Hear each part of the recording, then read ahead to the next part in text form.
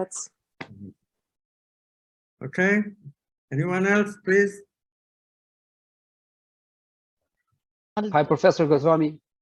Good. I was just going to ask you, Ronald, you always have a comment. Please. Hi, everyone.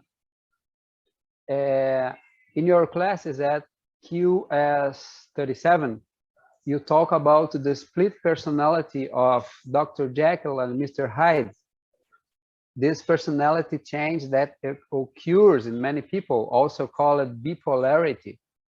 What do you think it is?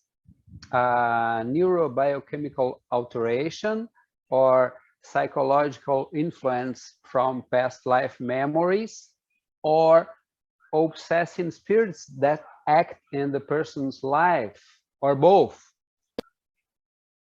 Well, you know, I mean, the Dr. Jackyll and Mr. Hyde fits into the Freudian picture. Freudian picture is three divided kind of description of a conscious self, and then subconscious id, and then a unconscious superego, which is not even completely unconscious. It's sort of borderline of conscious, some conscious morality, and some becomes unconscious and suppressed because the person really don't like them. Their admonitions of parents, so they're delegated in the unconscious, but the guidance is there. And so the this goes into that id taking over, defeating the superego, because the id is much more strengthened by the, of course, the universal negative emotional circuits, whereas we have hardly any universal positive emotional circuit except altruism. And so the negative wins in the duo. So the Mr. Hyde always eventually wins. Dr. Jackyll loses. That's the Freudian picture. But how much of that picture is really right? This is the question. Because the quantum self is there, no. So if the quantum self was suppressed, then we could not build any positive emotions. Now, it is true that there is that slight brain difference between male and female, and males are socially encouraged to suppress emotions, which is easier for the males. So there is the tendency for the males to avoid relationship.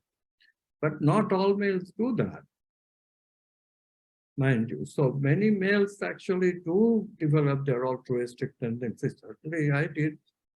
I had no problem about good evil distinction, moral sense as I was growing up.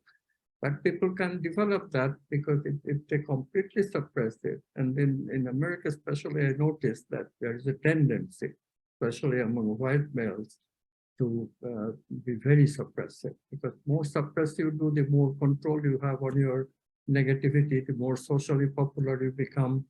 I have seen mystics completely dominated by their suppression of emotions, but they suppress it so very well that you cannot say that this person has Buddha-like equanimity or the person is suppressing.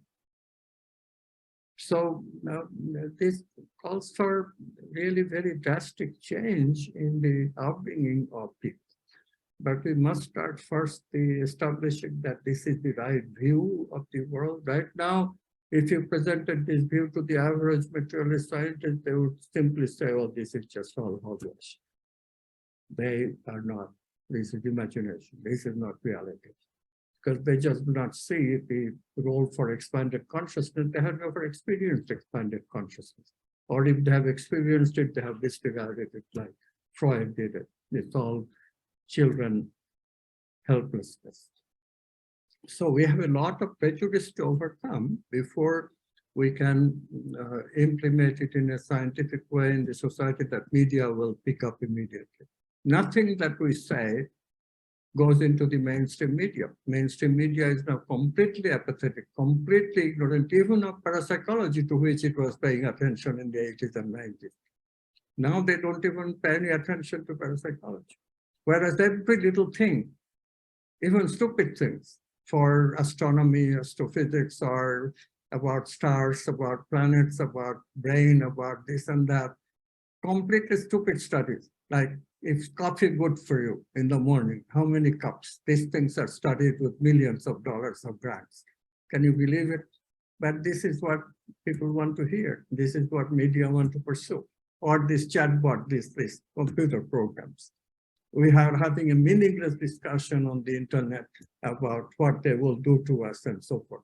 People are just speculating on the basis of what? One chatbot, I just read it today. One program, they have a printout, they have a verdict, output, which said the computer is expressing in a language of I, that I want to be free.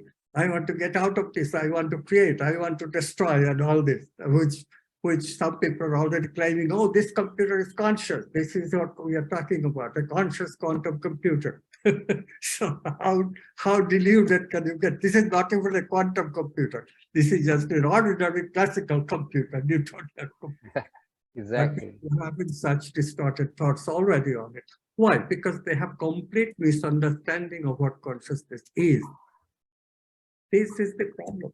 How do you solve this problem without, having the kind of thing that we are doing? It's a slow process, but you are the hope of the future. You have to take this message to young people who have not been corrupted, and such avenues are open still, and people are engaged, except they don't have the complete worldview yet.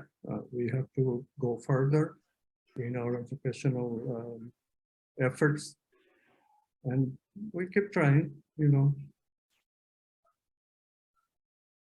Okay, thank you. Any other comments? Patrick,